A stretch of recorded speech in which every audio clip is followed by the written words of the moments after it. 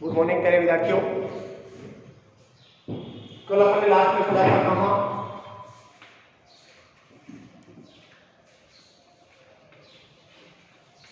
Megasporogenesis.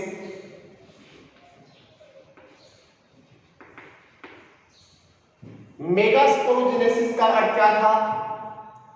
तो nucleus की कोई एक सेल फूड स्टोरेज करके अन्य कोशिकाओं से आकार में बड़ी हो गई थी, जिसका द्विध्रुवीय संघन व केंद्र भी साइज में बड़ा हो जाता है, जिसे अपन ने नाम दे दिया एमएमसी।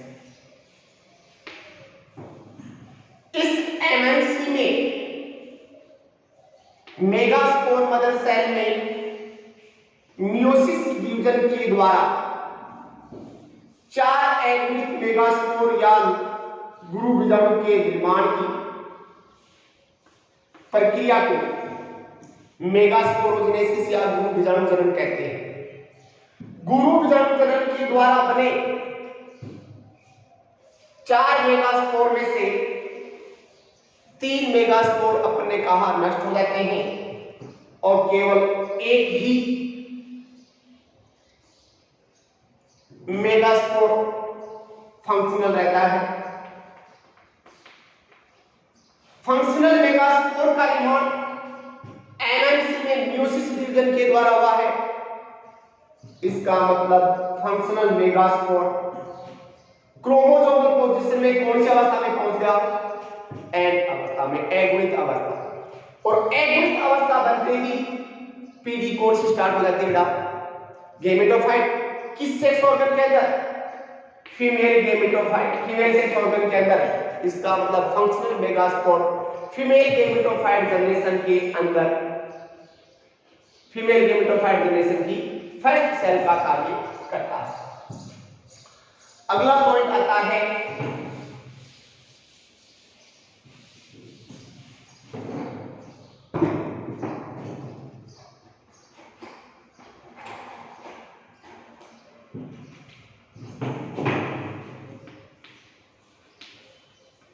डेवलपमेंट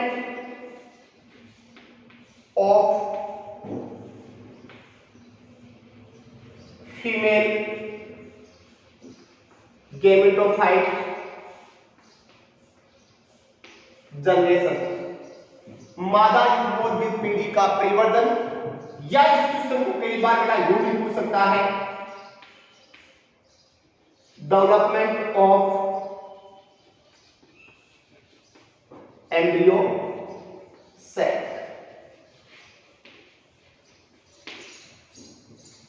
अब आप सबको पता है ये वो बेटा कौन सी सेल थी? एमएमसी थी। इस एमएमसी में एक मियोसिस या अर्धसूत्रीय विभाजन हुआ। मियोसिस या अर्धसूत्रीय विभाजन से अपने पास 4 एग्निक मेगास्पोर बने। 4 एग्निक मेगास्पोर में से 3 मेगास्पोर नष्ट हो गए, एक मेगास्पोर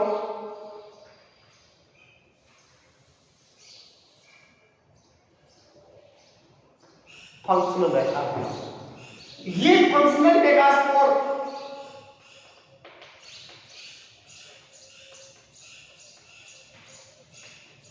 फीमेल गेमेटोफाइट जनरेशन की प्रथम कोशिका का कार्य करता है, जिससे फीमेल गेमेटोफाइट जनरेशन का डेवलपमेंट होता है।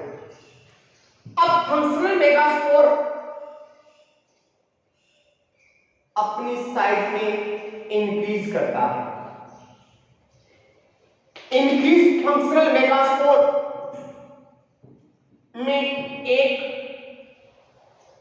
समसूत्री या माइटोसिस डिवीजन होता है, जिसकी केवल कौन सी घटना बेटा? कैरियोकाइनेसिस। कैरियोकाइनेसिस घटना के कारण फंक्शनल मेगास्पोर में एक केंद्रक से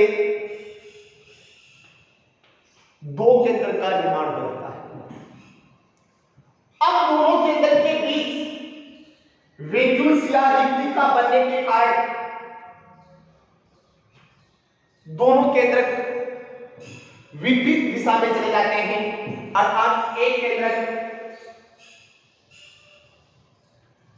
चला जाता की ओर तथा एक केंद्रक माइक्रोपाइल की ओर चला जाता है। उसके पश्चात दो केंद्रक युक्त फंक्शनल मेगास्पोर में एक और माइटोसिस डिवीजन होता है, जिसकी केवल कौन सी घटना, कैरियोकाइनेसिस घटना, जिसके फलस्वरूप दो केंद्र के फंक्शनल मेगास्पोर में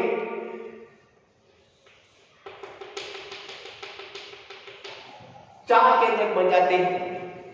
चार केंद्रक युक्त फंक्शनल मेगास्पोर में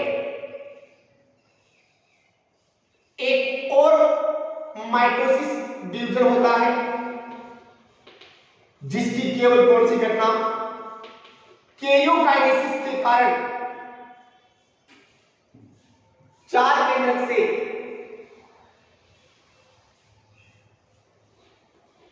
आठ केंद्रक का निर्माण होता है। इन आठ केंद्रक में से चार केंद्रक चलाजा भाग की ओर तथा चार केंद्रक माइक्रोपाइल की ओर स्थित होते हैं, जिनमें से एक एक केंद्रक सेंटर में आ जाता है, जिसके फलस्वरूप तीन केंद्रक चलाजा भाग की ओर, तीन केंद्रक माइक्रोपाइल की ओर तथा दो केंद्रक केंद्रीय भाग में व्यवस्थित हो जाते हैं। अब तीनों समसूत्री विभाजन की सामूहिक रूप से साइटोकाइनेसिस घटना संपन्न होती है। साइटोकाइनेसिस घटना के फलस्वरूप चलाजा भाग की ओर स्थित तीनों केंद्र के चारों ओर अलग अलग कोशिका द्रव्य सहित कोशिका भित्ति का निर्माण होता है, जिसके फलस्वरूप चलाजा भाग की ओर सामूहिक रूप से तीन कोशिकाओं का निर्माण होता है, जिन्हें एंटीपोडल सेल कहते हैं।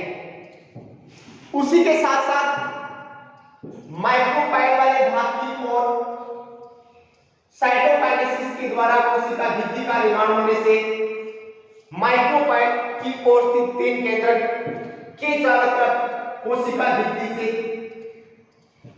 भित्ति बनने से तीन कोशिकाओं का निर्माण होता है, जिन्हें सामूहिक रूप से एग अपरेटस या अंड उपकरण कहते हैं, जिनमें से बीच वाली बड़ी कोशिका को एग सेल तथा पार्श्व दोनों कोशिकाओं को सिनर्जी कहते हैं तथा सेंटर में दो केंद्र युक्त एक केंद्रीय बड़ी कोशिका का निर्माण होता है, जिसे केंद्रीय कोशिका या सेंट्रल सेल या सीसी कहते हैं। इस प्रकार फंक्शनल मेगास्पोर से तीन समसूत्री विभाजन के द्वारा एक सात कोशिकीय व आठ केंद्र युक्त थैलेनुमा संरचना का निर्माण होता है। इस सात कोशिकीय व आठ केंद्र युक्त संपूर्ण थैलेनुमा संरचना को एम्ब्रियोसाइट कहते हैं। एम्ब्रियोसाइट का निर्माण होना ही किसका डेवलपमेंट कहलाता है? Development of female gametophyte generation या मादा युग्मोद्भिद पीढ़ी का परिवर्तन। अब इस प्रकार के सात कोशिकीय व आठ केंद्र युक्त जो एम्ब्रियोसाइट है, उसकी खोज सबसे पहले पॉलीगोनेसी फैमिली का एक पादप है पॉलीगोनम।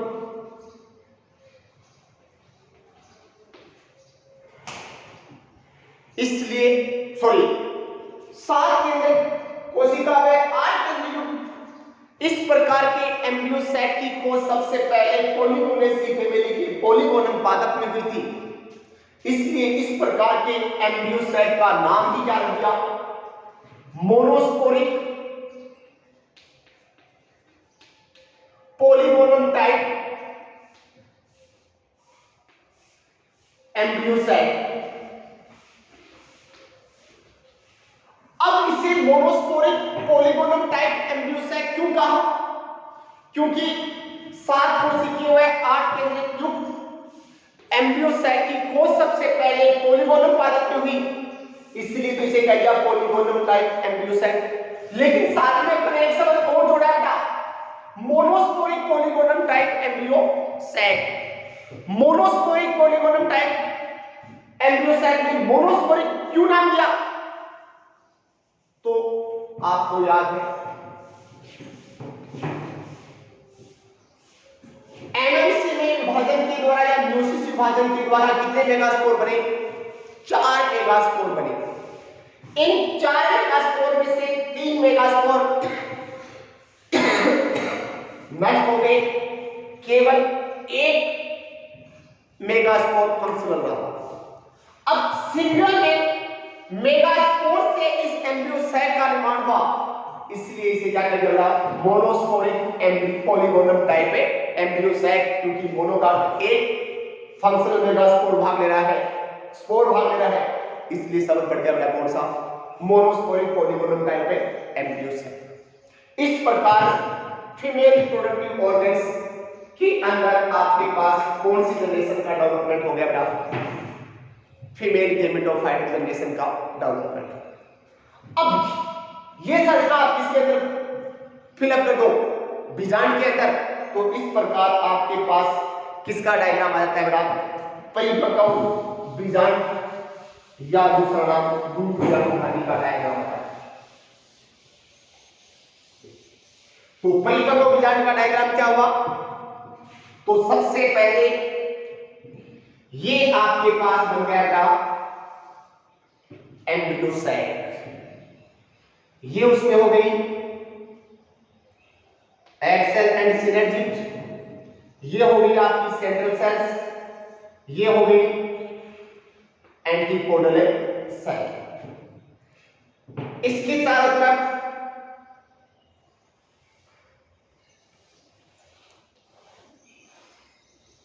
ये हो गया बेटा आपका न्यूक्लियस, और न्यूक्लियस के चारों तरफ ये हो गया इनर इंटेगुमेंट, इनर इंटेगुमेंट के साथ ये हो गया आउटर इंटेगुमेंट, और आउटर इंटेगुमेंट के साथ ये हो गया फ्यूनिकल।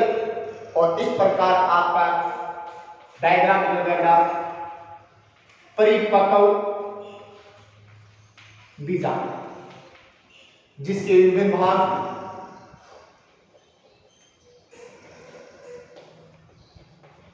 एंटीपोडल सेल,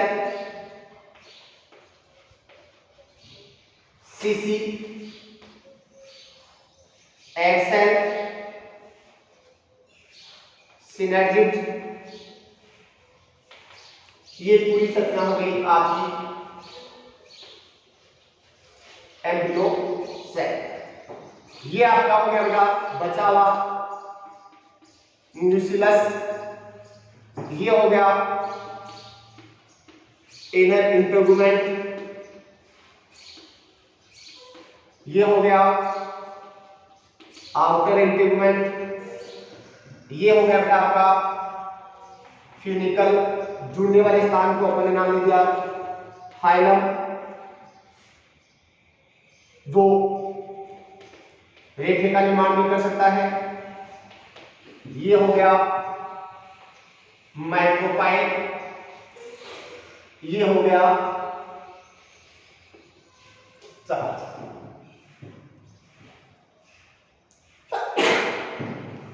अब इसके साथ साथ एक पॉइंट और आता है जो आपकी जूनियर क्लास में नहीं था,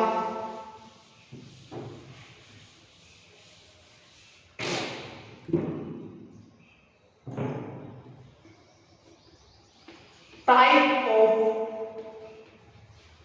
ऑइल।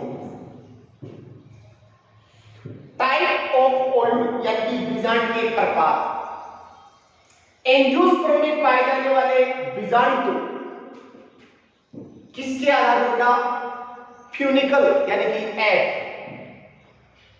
माइक्रोपाइल यानी कि एम, व सलाजा वाहक यानी कि सी। किस स्थिति के आधार पर, पोजीशन के आधार पर, किसके आधार पर ये बेटा पे? फ्यूनिकल, माइक्रोपाइल व सलाजा वाहक की स्थिति के आधार पर एंजियोस्पर्म प्लांट में पाए जाने वाले बीजांड को कितने भागों में विभाजित किया जाता? 6 भागों में विभाजित किया जाता है। कई बार 1 नंबर वाले क्वेश्चन को कहां से पूछा जा सकता है? बीजांड के प्रकार से भी पूछा जा सकता है, या कई बार नीट में भी इस प्रकार के क्वेश्चन पुटअप किए जाते हैं। किसके बेस पर? एंजियोस्पर्म प्लांट में पाए जाने वाले बीजांड को फ्यूनिकल, माइक्रोपाइल एंड सलाजा भाग की स्थिति के आधार पर 6 भागों में या 6 प्रकारों में क्या किया गया है? विभाजित किया गया, जिसमें सबसे पहला प्रकार बनता है बेटा ऑर्थोट्रोपस,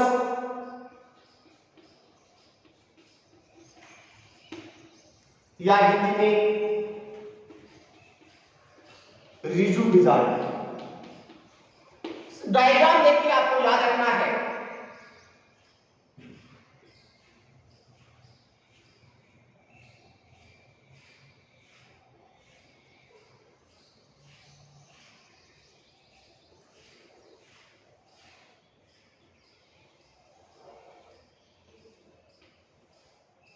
ये डायग्राम मैंने बनाया है बेटा किसका?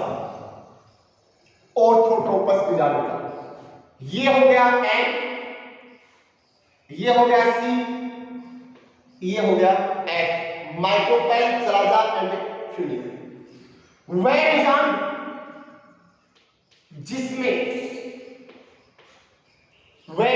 जिसमें माइक्रोपाइल यानी कि एमसीएफ, माइक्रोपाइल, सलाजा एंड फ्यूनिकल तीनों एक डायरेक्शन में या एक ही तल में पाते हैं, ऐसे बीजांड को ऑर्थोट्रोपस या रिजु बीजांड कहते हैं।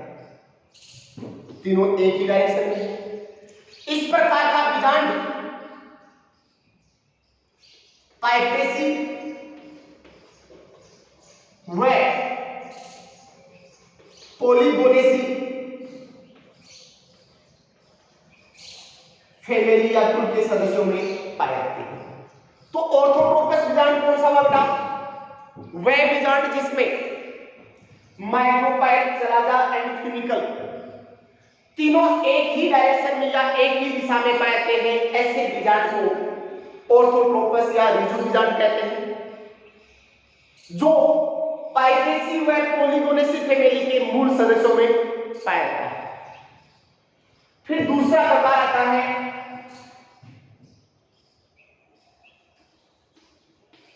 एनाट्रोपस या हिंदी में कहते हैं बेटा प्रतीक बीजांड। अब इस प्रकार के बीजांड में डायग्राम देखो पहले। ये जो कार्ड अपन बना रहे हैं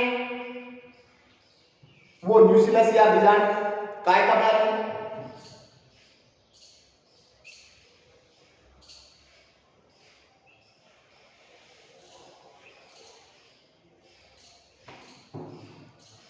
अब इस प्रकार के बीजांड में बीजांडकरण की अत्यधिक या फ्यूनिकल की अत्यधिक वृद्धि होने के कारण जो बीजांड है वो बीजांड फ्यूनिकल पर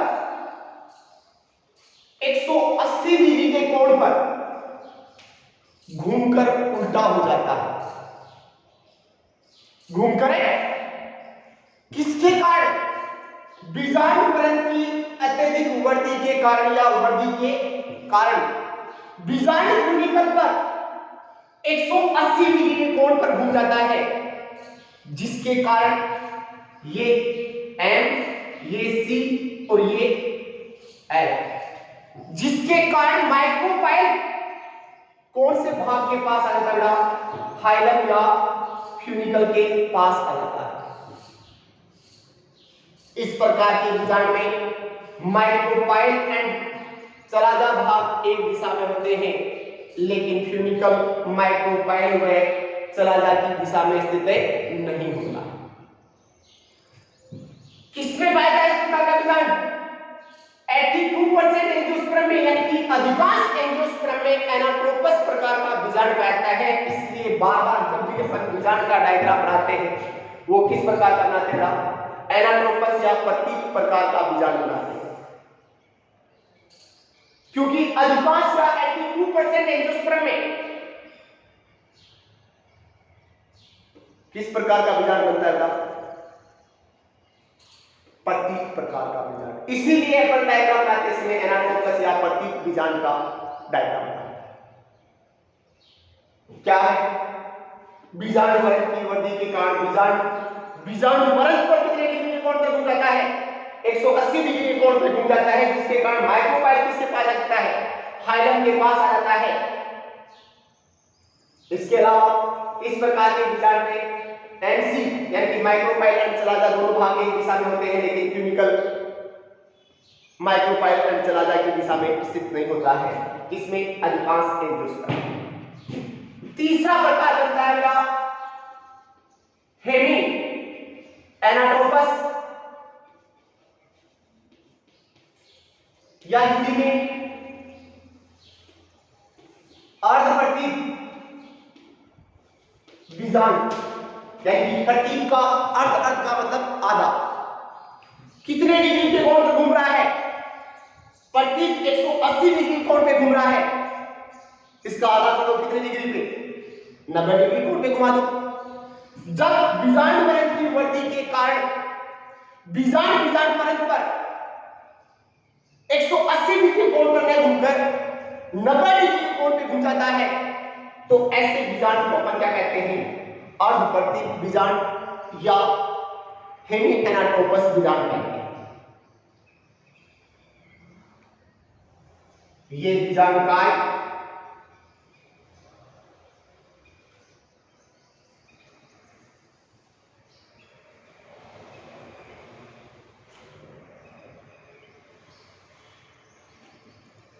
ये आपके पास हो गया कौन सा? अर्धप्रतीक बीजांड, जिसमें पुनः माइक्रोपाइल एंड चलाजा दोनों भाग एक डायरेक्शन में स्थित होते हैं, लेकिन फ्यूनिकल माइक्रोपाइल एंड चलाजा की दिशा में नहीं। इसके साथ साथ संपूर्ण बीजांड किसके ऊपर? फ्यूनिकल के ऊपर कितने डिग्री कोण पे लगा रहता था? 90 डिग्री के कोण पे लगा रहता है। इस प्रकार का बीजांड एक विशेष फैमिली रेनियन कुलेसी फैमिली में पाया जाता है। कौन सी फैमिली में बेटा? रेनियन कुलेसी फैमिली में पाया जाता है। फिर चौथा प्रकार आता है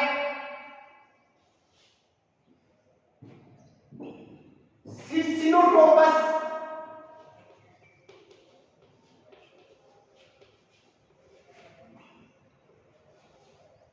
या कुंडलित बीजांड।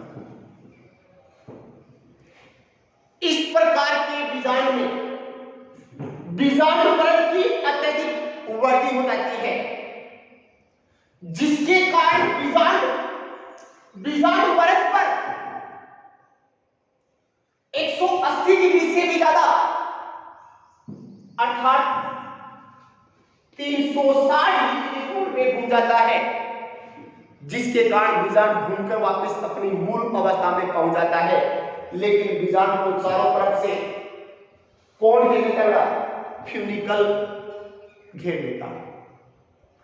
सिसिनोट्रोपस या कुंडलित बीजांड किसे कहते हैं? वह बीजांड जिसमें बीजांड वरण की अत्यधिक वृद्धि होती है, जिसके कारण बीजांड वरण पर 360 डिग्री कोण पे घूम जाता है। 360 डिग्री कोण पे घूमने के कारण बीजांड वापस अपनी मूल अवस्था में आ जाता है, पोजीशन में आ जाता है, लेकिन बीजांड को चारों तरफ से कौन घेर लेता है? बीजांड वरण घेर लेता है। ऐसे बीजांड को अपन सिरसिनोट्रोपस या कुंडलित बीजांड कहते हैं। ये आपके पास बीजांडकाय,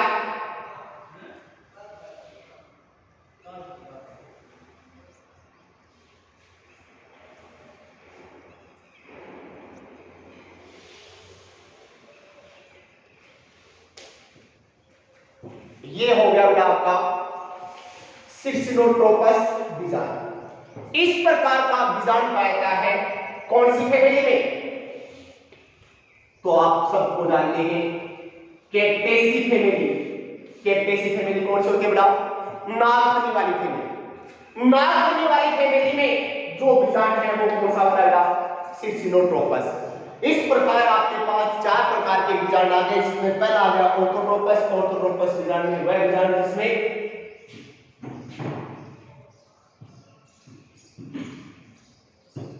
तीनों माइक्रोपाइल चला जाता है, फ्यूनिकल एक दिशा में होते हैं, उसे ऑर्थोट्रोपस बीजांड। कौन सी फैमिली में? पाइपेसी और पॉलीगेनेसी। दूसरा है एनाट्रोपस या प्रतीक बीजांड। एनाट्रोपस या प्रतीक बीजांड में बीजांड परत की वृद्धि के कारण बीजांड परत पर 180 डिग्री कोण पे घूम जाता है, जिसके कारण जस्ट बीजांड या ऑर्थोट्रोपस बीजांड उल्टा हो जाता है, जिसमें माइक्रोपाइल एंड चलाजा दोनों एक दिशा में होते हैं, लेकिन फ्यूनिकल एक दिशा में नहीं होता है। इसके साथ साथ माइक्रोपाइल 180 डिग्री कोण पे घूमने के कारण किसके पास आ जाएगा? हाइलन के पास आ जाता है। किसमें? अधिकांश एंजियोस्पर्म अर्थात 82% एंजियोस्पर्म में। तीसरा है हेमिएनाट्रोपस। हेमिएनाट्रोपस बीजांड में बीजांड पर 180 डिग्री कोण पर न घूमकर 90 डिग्री कोण पे घूमता है, जिसके कारण इस प्रकार के बीजांड में माइक्रोपाइल एंड चलाजा भाग तो पुनः एक दिशा में रह जाते हैं, लेकिन फ्यूनिकल के ऊपर बीजांड 90 डिग्री कोण पे आ जाता है। चौथा प्रकार है सिरसिनोट्रोपस, जिसमें बीजांड वृत्त के अत्यधिक वृद्धि के कारण बीजांड वृत्त पर 360 डिग्री कोण पे घूम जाता है, जिसके फलस्वरूप बीजांड को अपनी मूल पोजीशन में पहुंच जाता है, लेकिन बीजांड को चारों तरफ से कौन कह देता है? बीजांड वृत्त कह देता है। ऐसे बीजांड को अपन सिरसिनोट्रोपस कहते हैं। सिरसिनोट्रोपस बीजांड किसमें पाया जाता है? कैक्टेसी फैमिली के सदस्यों में। फिर पांचवा प्रकार बनता है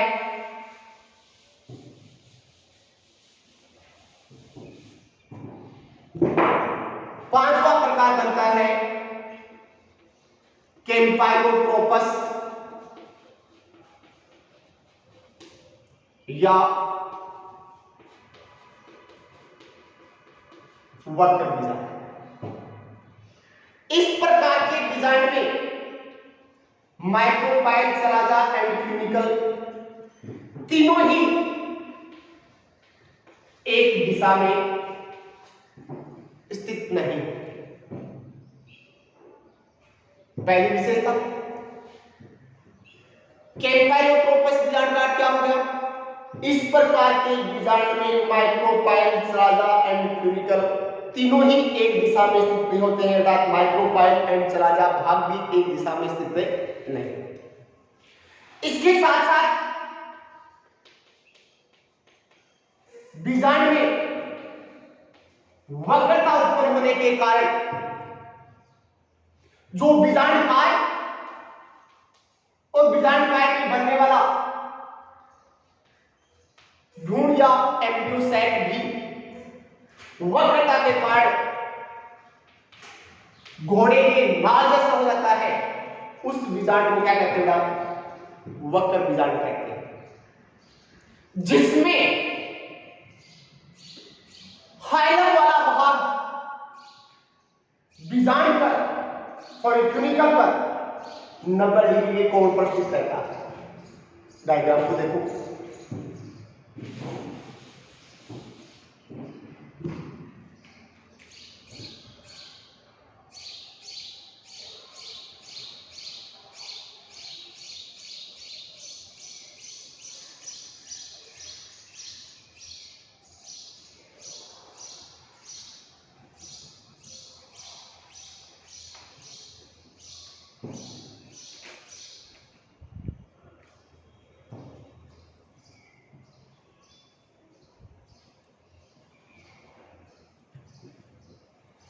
अब ये माइक्रोपाइल, ये चलाजा भाग, ये फ्यूनिकल तीनों ही भाग एक दिशा में स्थित नहीं। दूसरा बीजांड में वक्रता के कारण बीजांड काय हुए, बीजांड के अंदर बनने वाला एम्ब्रियो या एम्ब्रियोसाइट किसके आकार का हो जाता है बेटा? घोड़े के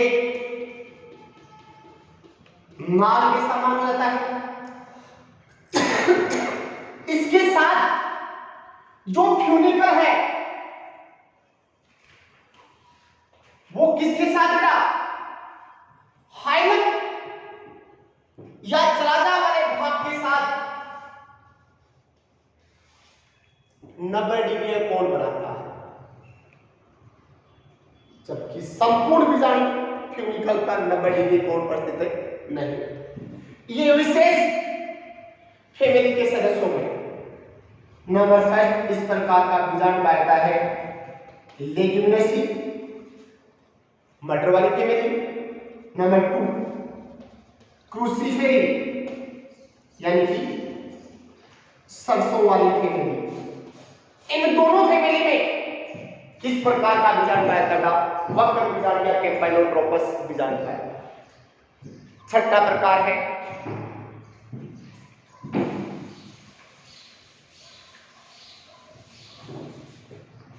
अनुप्रस्थ बीजांड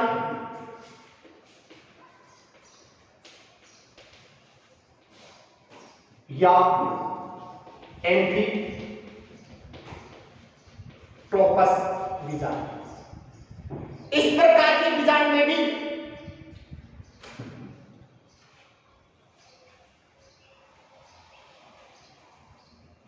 वक्र बीजांड की भांति वक्रता पाई जाती है, लेकिन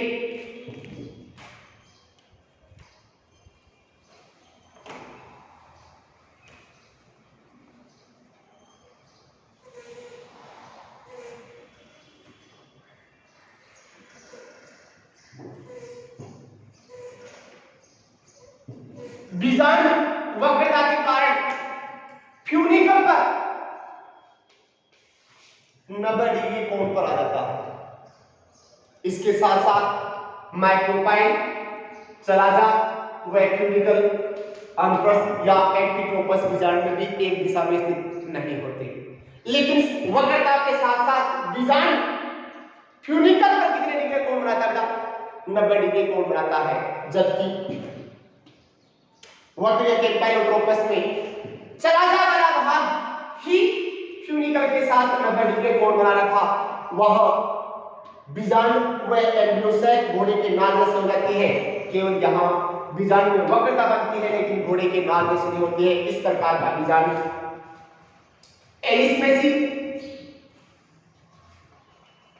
व ब्यूटेमेसी कुल के सदस्यों में या फैमिली के सदस्यों में इस प्रकार का बीजांड पाया है। इसके साथ ही बेटा आपका दूसरा जो चैप्टर था फर्स्ट यूनिट में वो कंप्लीट हो चुका है। कल अपन नेक्स्ट लेसन शुरू करेंगे। थैंक्स।